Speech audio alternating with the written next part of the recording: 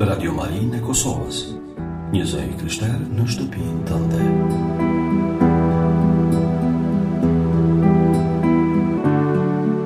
Radio Maria Kosovë, një zë i krishterë në shtëpinë tënde.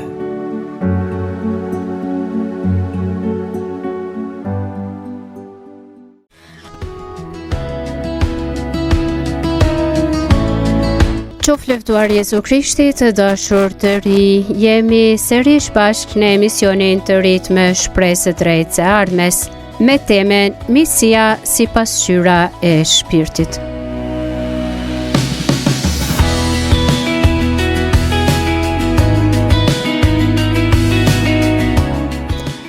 Është një kënaqësi e veçantë dhe një privilegj i madh të jemi përsëri bashkë në këtë rrugtim të nisur kohë me parë. Gjatë kësaj kohe kemi ecur hap pas hapi me synimin e përbashkët për të rritur, për të pjekur dhe për të zbuluar dritën që secili prej nesh mban brenda vetes. Sot kemi mbritur në takimin ton të 8 dhe nëse kthejmë kokën pas, shohim një mozaik të pasur takimesh që na ndihmojnë të rritemi shpirtërisht. E nisim këtë udhëtim me pyetjen ekzistenciale, pra tema e parë ishte kush jam unë, duke përfunduar me meditimin ton mbi Psalmin 139 dhe faktin se jemi të krijuar mrekullisht. Më pas, hodhem vështrimin drejt së ardhmes me pyetjen kush dua të bëhem, duke u përpjekur të kuptojmë se cilat janë mundësitë dhe kush dua të bëhem unë realisht në jetë. Nuk i kemi vështirësive, mësuam si të përballojmë sfidat, të cilat janë të pashmangshme në jetën tonë, por përmes tyre ne formsohemi dhe rritemi në shumë aspekte. Pastaj, në temen tjetër si ndikojnë media dhe platformat digjitale në botën e të rive sot, sfiduam kohën moderne duke analizuar me sinqeritet këtë temë.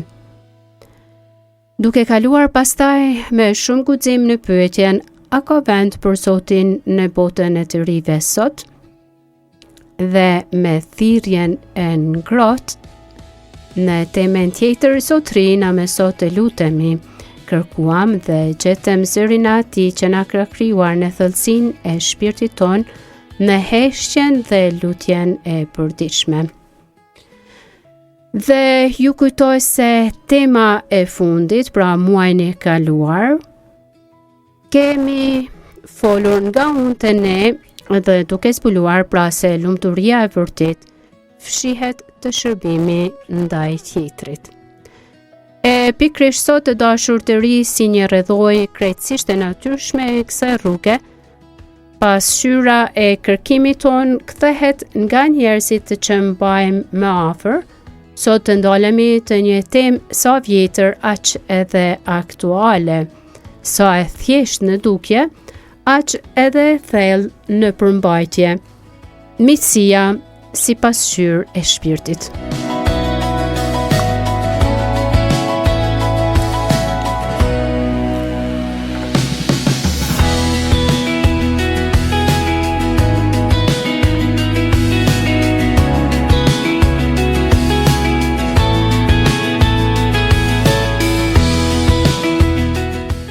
Të dashur të ri, ju kujtoj se jemi sërish bashkë në valët e Radio Marisë e Kosovës në emisionin të rit me shpresë drejt së ardhmes, Misia pasqyra e shpirtit.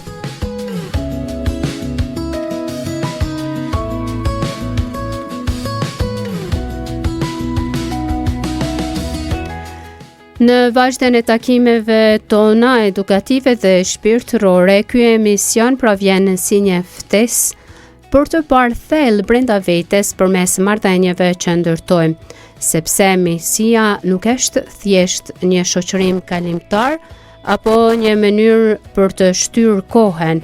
Ajo është një mjet i fuqishëm formimi. Miqt që zgjedhim pasqyrojnë edhe vlerat tona, dëshirat tona më të fshehura dhe vetë driten apo hijet që mbajmë në shpirtin ton.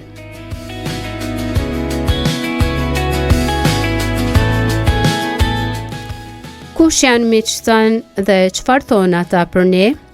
Si mund të jemi vetë një mik i vërtet në një botë që shpesh ofron lidhje sipërfaqësore dhe lidhje vetëm për interes? Qëndroni me ne në këto minuta të vazhdueshëm, sepse sot së bashku do të shohim të pasqyra e shpirtit ton.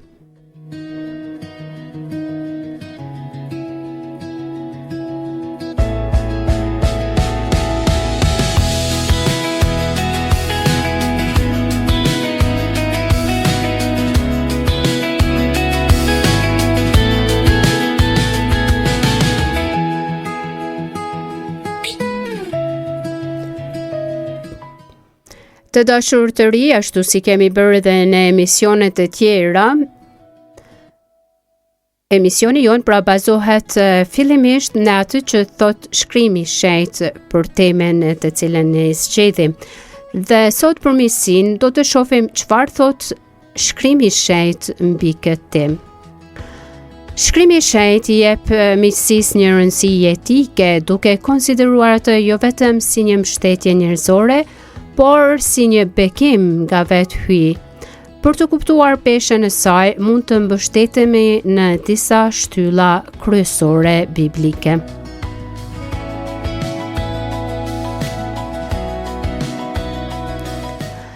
Në librin e Siracitit, kapitulli 6, rreshti 14, shkruan: Miku besnik është mbrojtje fort, kush e gjen ka gjetur një thesar. Bibla pra na mëson se një mik i vërtet nuk është ai që na bën qefin, por ai që qëndron pranë në ditët më të vështira. Miqësia e vërtet është një ilaç jete që na ndihmon të mos rrezohemi kurrë.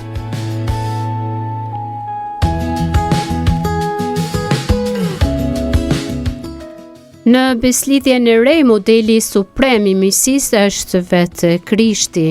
Tek Ungjilli sipas Gjonit 15:13 lexojmë: Nuk ka dashuri më të madhe se kjo, të japesh jetën për miqtë e tu.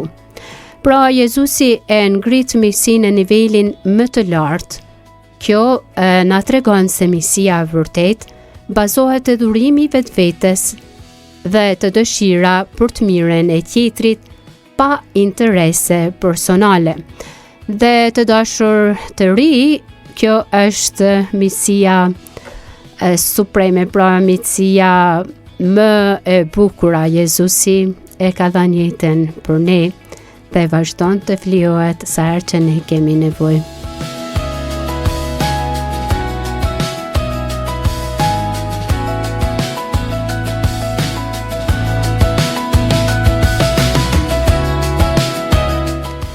Ndërsa libri i fjalëve të urta, tek kapitulli 27 rreshti 17 lexojmë: Hekuri me hekurin mbrehet, kështu njeriu mbreh fytyrën e mikut të tij. Kjo do të thotë se miqtë tanë na formsojnë, pra na ndihmojnë që të bëhemi ata që jemi. Një miqësi e shëndosh na ndihmon të bëhemi njerëz më të mirë, na korrigjon me dashuri dhe na nxit drejt virtyteve.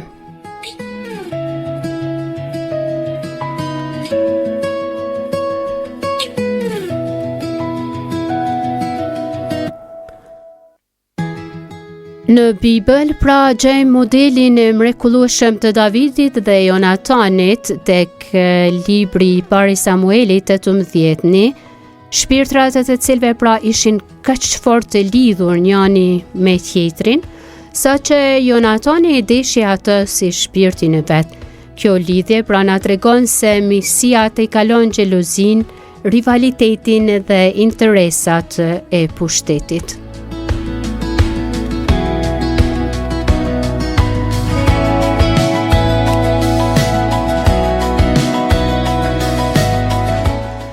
Të dashur të ri, kemi dëshirë të shkojmë me thellë mbi atë që thotë shkrimi i shenjtë për miqësinë. Pra, shkrimi i shenjtë na afton të jemi përzgjedhës dhe të kujdesshëm në miqtë tanë. Nëse miqësia është pasqyrë e shpirtit, Atëherë njerëzit që mbajmë pranë tregojnë se kush jemi ne me të vërtetë dhe ku dëshirojmë të arrijmë.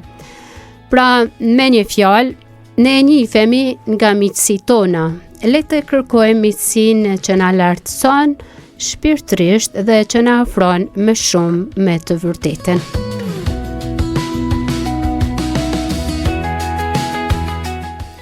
Shën Pali thotë shoqëritë e këqija prishin zakonet e burra. Ky është ndoshta paralajmërimi më i famshëm dhe më i prerë që gjejmë në beslidhjen e re drejtuar pra me këtë fjali mos e rreni veten, bisedat e këqija prishin duket e mira. Lexojmë te letra par Korintasve kapitulli 15 rreshti 33. Shën Pali pra përdor një shprehje shumë të fuqishme, mos e rreni veten. Ai ju bën të qartë të rinjve se askush nuk është imun, në qoftë se ne vazhdojmë me qëndru me persona të cilët në thojza, do të thënë, nuk janë të mirë, e them në thojza sepse në thelb ne të gjithë njerëzit jemi të krijuar në shëmbëltyrën e Zotit, por në qoftë se ne nuk jemi duke ndjekur urdhërimet e Zotit dhe nuk jemi të mirë, atëherë pra mos ta gënjejmë vetveten se mund të rrimë me ata dhe mos të prishemi.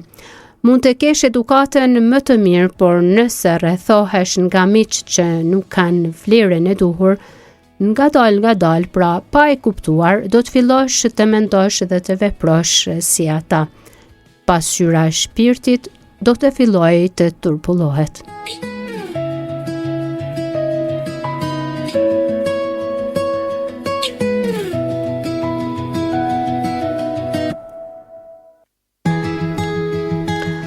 Ndërsa te libri fjalëve të urta, rreziku i ecjes më të marrët, pra ky libër është plot me këshilla praktike për jetën. Dhe tek kapitulli 13 i librit fjalë të urta, rreshti 20, bën një kontrast shumë të fortë. Kush ecen me të urtet, i urtë do të bëhet, kurse miku i të marrëve, i keq do të bëhet. Kjo pra është thirrja e prerë për përzgjedhje. Bibla nuk thot thjesht bëhu i mirë, por thot shiko me kë po ecen. Nëse ecen me njerëz që nuk kanë qëllime në jetë, që tallen me vlerat apo që jetojnë pa përgjegjësi, fundi i atij rrugtimi do të jetë dëm i shpirtit tënd.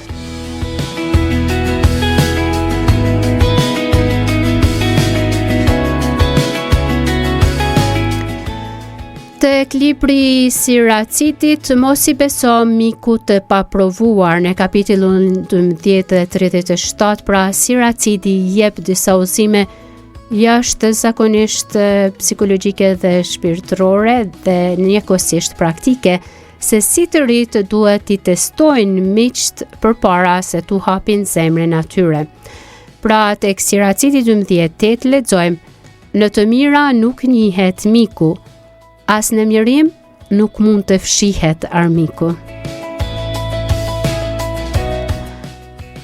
Ky rresht pra porosit të rit të mos mjaftohen me miqt me të cilët targetohen apo me miq të rrjeteve sociale.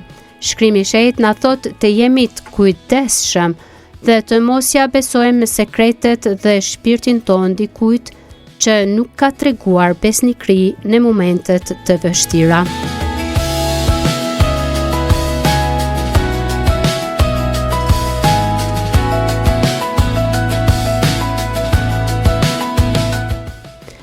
Tek fjalët e urta, kapitulli 22, rreshti 24-25, pra porosia është larg njerëzve gjaknëzet dhe grindavec. Një tjetër paralajmërim specifik pra. Mos ki misi me njeriun i dhnak, as mos bëj shoqëri me njeriun e dërhust, që të mos mësohesh udhëve të tija e t'i vesh lak jetës sate.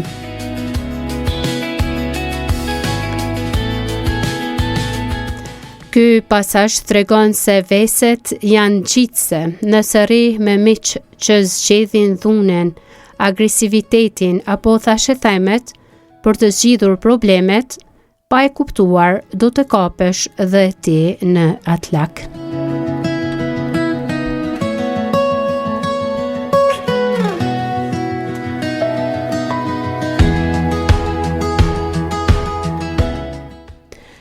Të dashur të ri, ju kujtoj pra se jemi sërish bashk në valët e Radio Marisë së Kosovës në emisionin të rit me shpresë drejt së ardhmes, dhe tema për sot është miqësia, pasqyra e shpirtit tënd.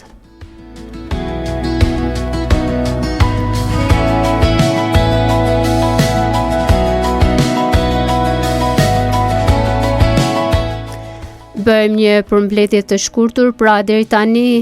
Në këtë emision, kemi parë së bashku çfarë thot shkrimi i shenjtë për miqësinë, pra mësuam se miqësia është një thik me dy tehe për shpirtin ton. Ajo mund të jetë një bekim hynor që na lartëson, ose në të kundërt mund të jetë një lak i heshtur që na tërheq poshtë për ta mbajtur të pastur pasqyrën e shpirtit ton. Ne pra duhet të mbajmë mend dy anë të kësaj porosie. Nga njëra anë, pra shkrimi i shenjtë na mëson se miqësia vërtet është dhuratë dhe formim. Ajo është një thesar dhe ilaç jete, siç thotë Siracitit, dhe një forcë që na mbreh karakterin si hekuri që mbreh hekurin, dhe një dashuri e pasur e modeluar, siç ishte pra dashuria e Jonatanit për Davidin e mbi të gjitha, pa modelin më të përkryer të miqësisë që është vetë Krishti, i cili e dha jetën për miqtë e vet. Dhe nga ana tjetër, shkrimi i shenjtë na bën një thirrje të prerë për vigjilencë dhe për zgjedhje. Pra shkrimi i shenjtë na paralajmëron pa doreza që shoqëritë e këqija i prishin zakone të mira. Nëse ne ecim më të papërgjegjshmit, me njerëzit gjakënxet apo me miq interesi që të lënë në ditë të vështira, ne rrezikojmë pra të infektohemi nga veset e tyre dhe të vëmë lak shpirtit ton.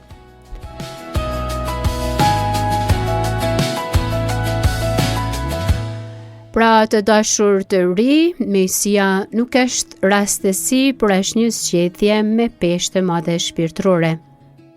Dhe tani të dashur të ri, kam dëshirë t'ju le pran nga kjo pjesë të cilën pra pam deri tani nga shkrimi i shenjtë, një pyetje për reflektim.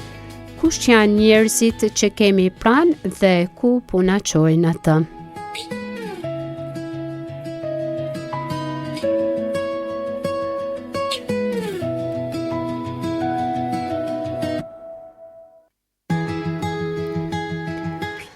Të dashur të ri, jemi në emisionin të rit me shpresë drejt së ardhmes dhe tema për sot është miqësia, pasqyra e shpirtit.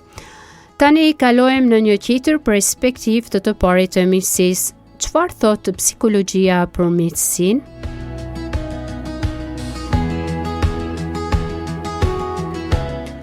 Psikologjia e sheh miqësinë jo thjesht si një formë argëtimi, por si një nevojë biologjike dhe emocionale që ndikon drejt për drejt në shëndetin ton mendor dhe fizik.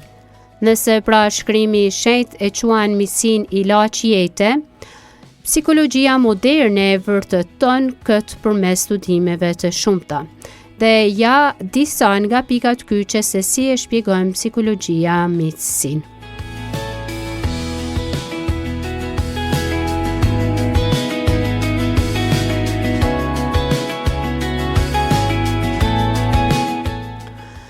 Psikologjikisht miqësia shërben si një mbrojtje pra kundër ankthit dhe depresionit. Kur jemi me një mik të besuar, truri ynë redukton prodhimin e kortizolit, pra hormonit të stresit, dhe rrit prodhimin e oksitocines, hormonit të lidhjes. Pra studimet tregojnë se edhe sfidat më të vështira të jetës duken shumë të vogla, fizikisht dhe emocionalisht kur kemi pra një mik pranë. Ne e shohim veten përmes syve të miqve tanë, miqtë e mirë pra na ndihmojnë të ndërtojmë një koncept të shëndosh për veten, duke na konfirmuar vlerat tona dhe duke na thënë një ndjenjë përkatësie.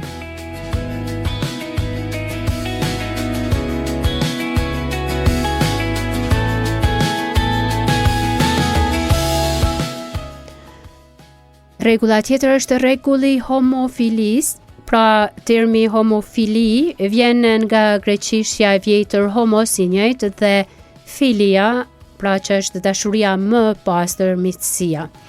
Dhe në psikologji, gjithashtu në sociologji, shpjegon prirjen tonë natyrore për të lidhur me njerëz që na ngjajnë neve. Me fjalë të thjeshta, është parimi e ngjashmja tërheq të ngjashmen.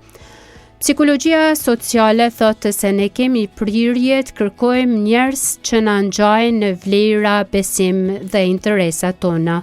Kjo quhet pra homofili. Megjithatë, miqësitë më të pjekura janë ato që na lejojnë të rritemi edhe përmes dallimeve, pra duke na sfiduar të dalim nga zona jone e komfortit e rehatisë dhe të zhvillojmë një empati.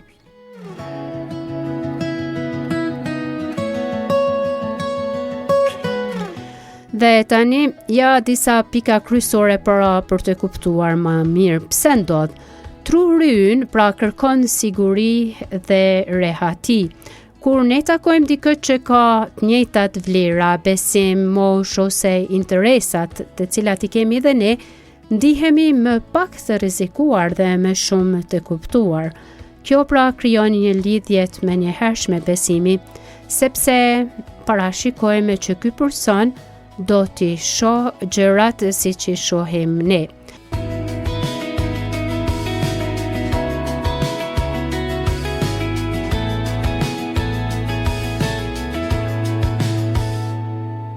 Të dashur të ri, tani shohim disa nga fazat e miqësisë tek mosha e të rinjve.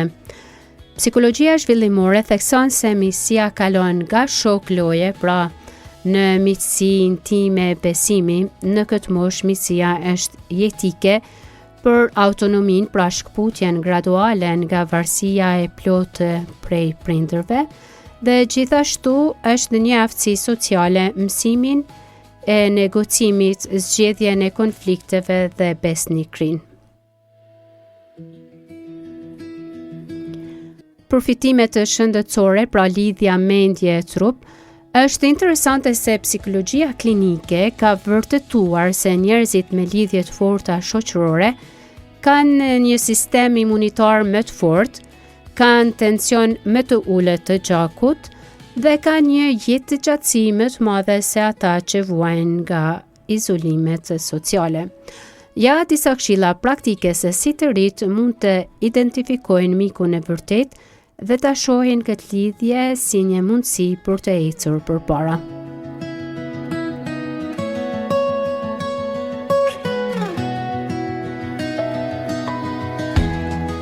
Kemi atë që quhet miku që të mbreh, pra ashtu sikur se pam përpara nga shkrimi i shenjtë se hekurin mbreh hekurin, miku yt i vërtet pra duhet të jetë dikush që të sfidon intelektualisht dhe moralisht. Mos kërko vetëm miq që bin dakord me çdo gabim tëndin. Miku që të ndihmon të përparosh është ai që ka guximin të të thotë ti mundesh ma shumë se kaq. Ose këtu mendoj që e ke gabim.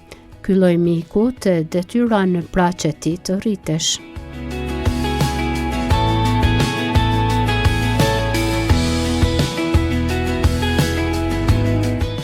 Pastaj kemi mikun e vlerave, jo miku i cili ka vetëm interes për ty dhe pastaj pra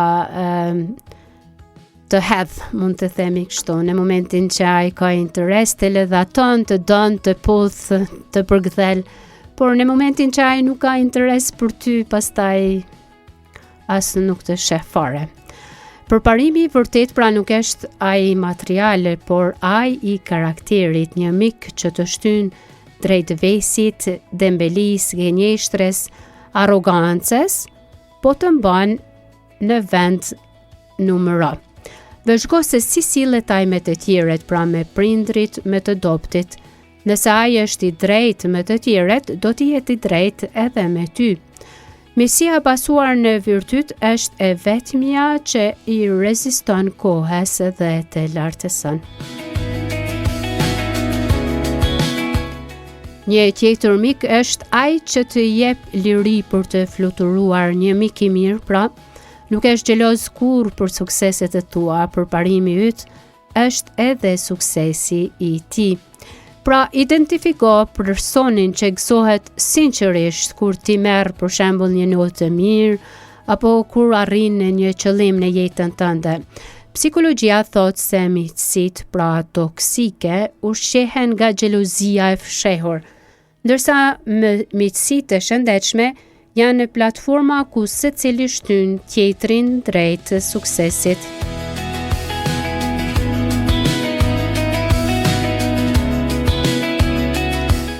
Pastaj kemi mikun e kohëve të vështira, i cili është besnik. Përparimi kërkon pra një qëndrueshmëri, kur gjërat shkojnë keq, miku i vërtet bëhet vëlla, lexojmë te fjalët e urta pra.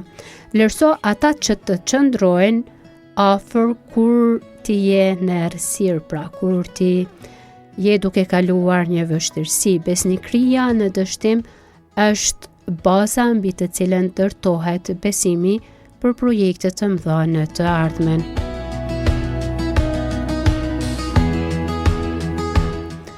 Pastaj, si ta kthejmë miqësinë në mundësi përparimi.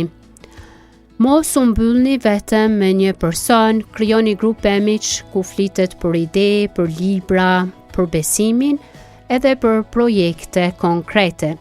Nëse miku yt është i mirë në matematikë dhe ti në gjuhën shqipe ose në gjuhën angleze, ndihmoni njëri tjetrin. Ky është bashkëpunimi që sjell përparim akademik dhe në të njëjtën kohë njerëzor dhe shpirtëror. Tjetër miqësia që ke në qendër Zotin dhe vlerat mbi besimin është një miqësi që ka një busull të sigurt. Kur dy miq ndajnë të njëjtat vlera, pra shpirtërore, ata nuk do ta lejojnë njëri tjetrin të humbasin rrugën.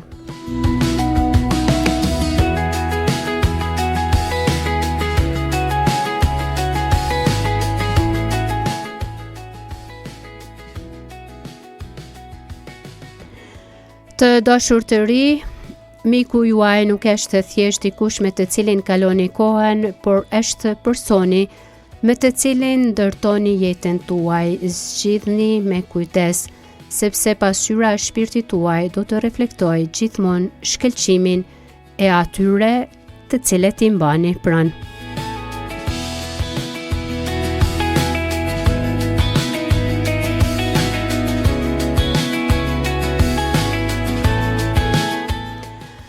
Të dashur të ri, ju kujtoj se jemi sërish bashkë pranë valët e Radio Marisë së Kosovës në emisionin Të rit me shpresë drejtë së ardhmes, dhe tema për sot është misia pasqyra e shpirtit. Dhe tani shohim pra çfarë kemi folur për miqësinë sipas psikologjisë, nevojë biologjike dhe emocionale. Pra pam se si miqësitë e shëndosha dhe të mira ulin kortizolin dhe rritin oksitocinen, pra duke i bërë sfidat të duken më të lehta. Dhe një tjetër koncept ishte na ndihmon të ndërtojmë vetë vlerësimin duke u pasqyruar të miqt. Pastaj kemi parë homofilia, pra është një prirje natyrore për të lidhur me njerëz që na ngjajnë në vlera e besim për të ndjerë të sigurt. Dhe pastaj kemi parë se si ndikon pra zhvillimi tek të rit, pra kalon nga një shok loje në misi besimi, duke ndihmuar në fitimin e autonomisë pra nga prindrit. Dhe një aspekt tjetër ishte shëndeti fizik, pra miqësia forcon sistemin imunitar, ul tensionin e gjakut dhe rrit jetëgjatësinë e personit.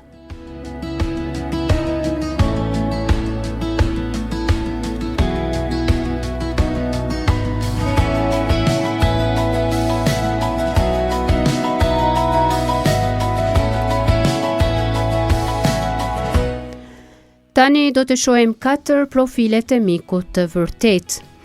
Pra, 4 profilet e mikut të vërtet janë miku pra i zhvillimit, i vlerave, i lirisë dhe miku i kohëve të vështira. Miku i zhvillimit pra ai që të mbre, të thot të vërtetën dhe të shtyn pra që të rritesh. Ndërsa miku i vlerave është ai që bazohet të virtyti, si sillet me të tjerët, jo të interesi i tij material. Pra ndërsa miku i lirisë ai që gëzohet sinqerisht për sukseset e tua dhe nuk ka asnjë xhelozi të fshehur në shpirtin e tij për arritjet e tua. Dhe në 4 kemi miku i kohëve të vështira, ai që dëshmon besnikëri edhe kur ti gjendesh në errësirë, në dështim.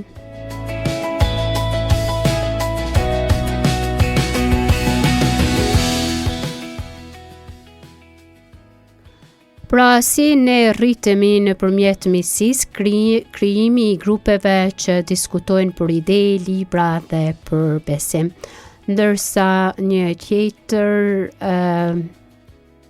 bashkëpunimi akademik, pra ndihma reciproke që mund t'i japim njëri tjetrit kur jemi në shkollë, dhe një tjetër vlerë është vendosja e Zotit dhe e vlerave shpirtërore në qendër si busull orientimi për jetën tonë.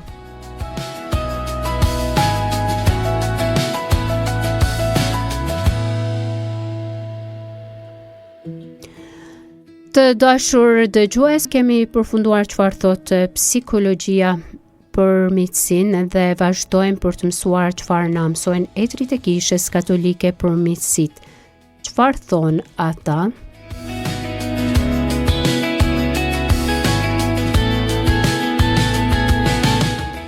Shën Augustini, pra një filozof mjaft i njohur dhe shejti që ka dhënë shumë në historinë e Kishës, thotë miqësia është ngjitësi i shpirtrave, pra ai ka shkruar faqe të mrekullueshme për miqësinë, veçanërisht e libri i tij pra Rrefimet.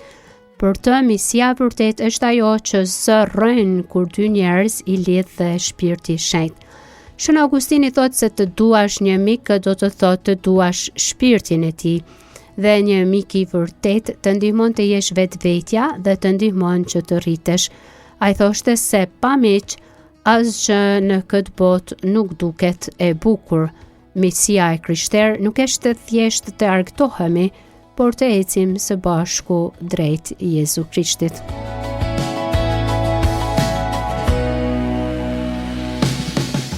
Ndërsa Shën Ambrosi thot atë që ne kemi zgjedhur edhe për titullin ton, miku është pasqyra e shpirtit tënd.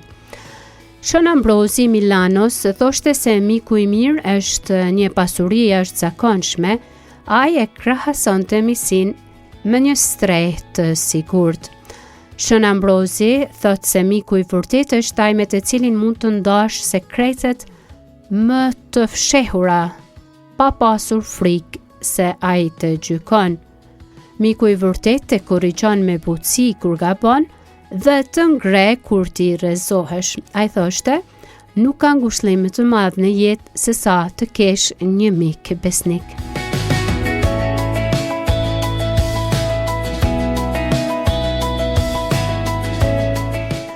Shën Gjon Gojarti edhe ky një atë shumë i madh i Kishës Katolike thot se një mik i vetëm vlen më shumë se i gjithë ari i botës.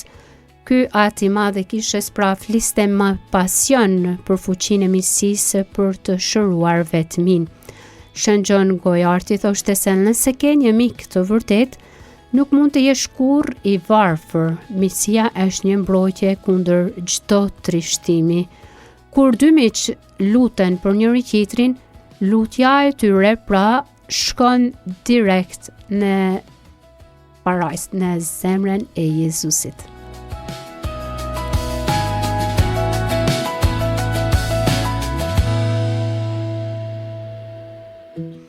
Ndërsa një shembull model, Shën Gregori Nazianzit dhe Shën Bazili, Ata nuk ishin thjesht etër të kishes, por edhe miqt më të ngushtë që kur ishin studentë në Athinë.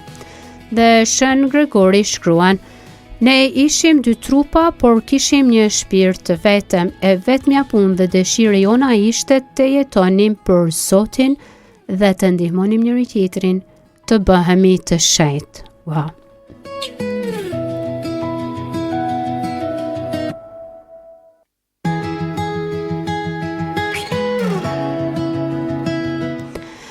Të dashur të ri, kemi mbritur gati në fund të emisionit dhe dëshirojmë të bëjmë një reflektim mbi vërtetësinë e miqve, duke bërë edhe disa pyetje reflektuese. Reflektimi i parë pra është mbi cilësinë dhe vërtetësinë e miqve të mi. Pyetja e parë është: nëse do të ndodhesha në një situatë shumë të vështirë apo të trishtueshme në mes të natës, kush janë ata 2 apo 3 miq që do të mund të telefonoja pa pasur asnjë lloj droje apo turp?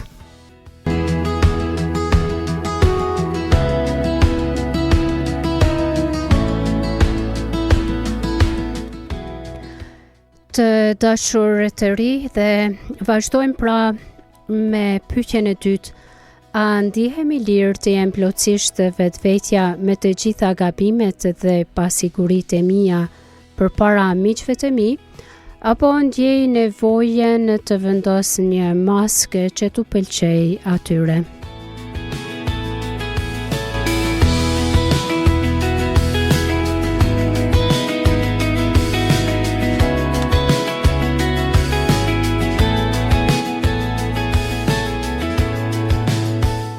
Pyetja e tretë, po kaq e rëndësishme, është sa nga miqësitë e mia bazohen te interesat e përbashkëta, si për shembull shkolla, tek ndonjë shëtitje, rrjetet sociale, dhe sa prej tyre bazohen të vlerat e përbashkëta të shpirtit.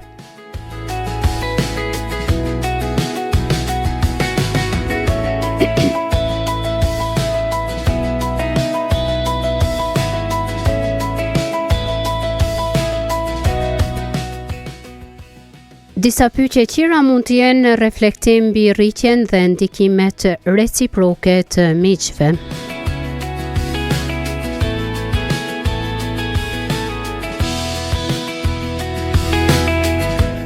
Nga ajo që mësuam pra Shën Bazili, Shën Gregori, sipas shembullit të tyre, a më ndihmojnë miqtë e mi të jem një njeri më i mirë, më besimtar, më bujar, apo më shtyn ndonjëherë edhe pavedije drejt veseve dhe qërave sipërfaqësore?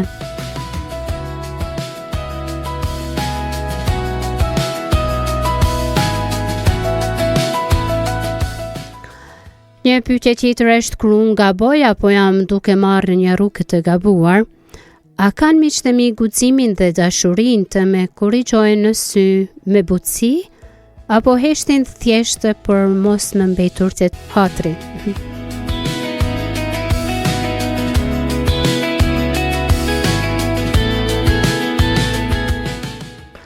Po unë si mik, a jam një forcë pozitive në jetë tyre?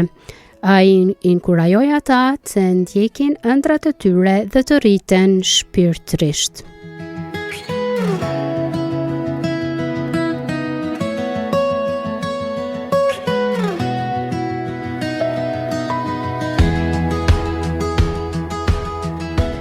Dhe disa pyetje tjera të dashur të ri janë mbi reflektimet e dimensionit të krishterë, pra Jezusi mes nesh.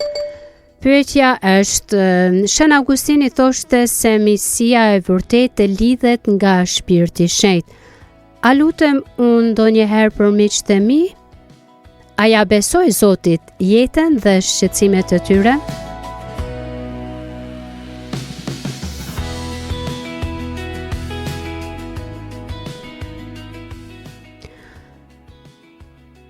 Kur mes nesh lind një debat apo keq kuptim, a lejojmë krenarin të na mbaj larg apo përdorim virtytin e faljes dhe të përulësisë për të rindërtuar urën e miqësisë?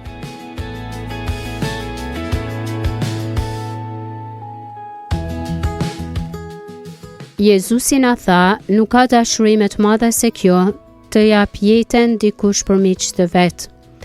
Në jetën e përditshme, çfarë jam i gatshëm të sakrifikoj për miqtë e mi? Kohën, rehatin time, dëshirën për të pasur gjithmonë të drejtë?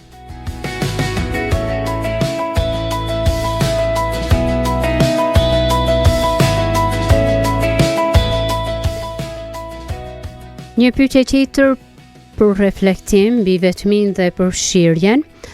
Në rrethin ton shoqëror, në shkollë apo në famulli, a ka të ri që rrinë gjithmonë vetëm ose ndihen të përjashtuar nga rrethi ynë? Si mundet që misia jonë të mos jetë një grup i mbyllur, por një rreth i hapur që mirëpret edhe të tjerët, ashtu siç bënte edhe Jezusi?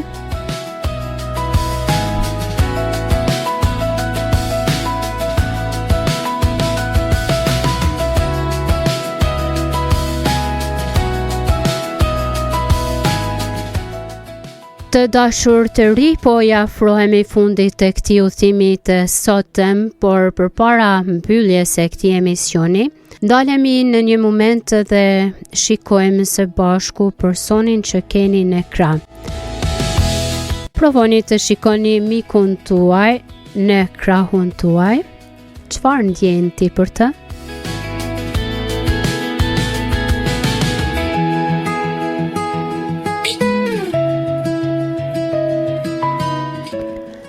Shën Ambrozi na la një të vërtetë e madhe, miku është pasqyra e shpirtit tënd.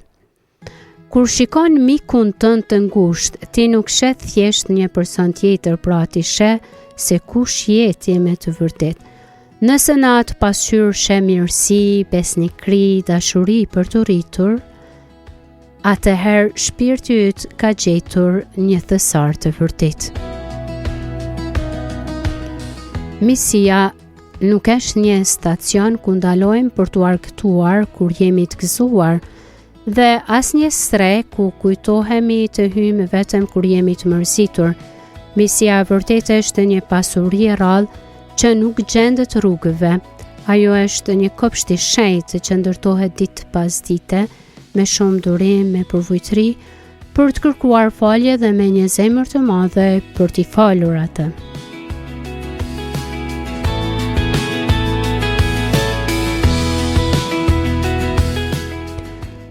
Etërit e kishës dhe shejtërit na kujtojnë se sekreti jashtëzakonshëm është kur një mik i vërtet është rruga më e shkurtër pra për ta prekur dashurinë e Zotit në tokë. Përmes përqafimit të një miku, përmes fjalës së tij kur jemi në errësirë, është vetë Jezu Krishti që na thot mos ke frikë, unë jam këtu me ty. Dhe a e dini sa herë përsëritet kjo fjalë në Bibël? Fjala mos ke frikë përsëritet 365 herë. Pra çdo ditë, mos ke frikë, unë jam me ty.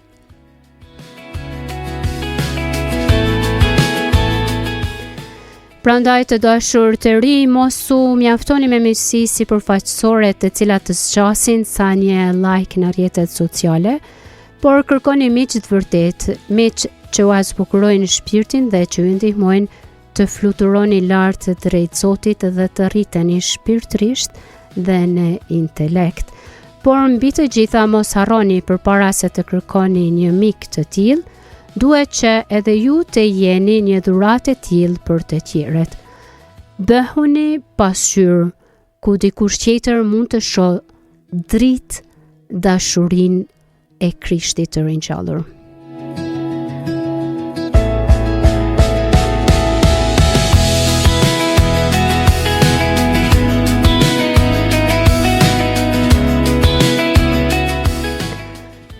Të dashur të ri, jemi në emisionin të ritme shpresë drejt së ardhmes, misia pasqyra e shpirtit, dhe kemi mbri këtu në fund të emisionit për ditën e sotme dhe për këtë muaj, duke ju lënë në shoqërinë e programeve në vazhdim nga unë motori Renea Zoti ju bekoft dhe miru pafshim në emisionin e ardhshëm.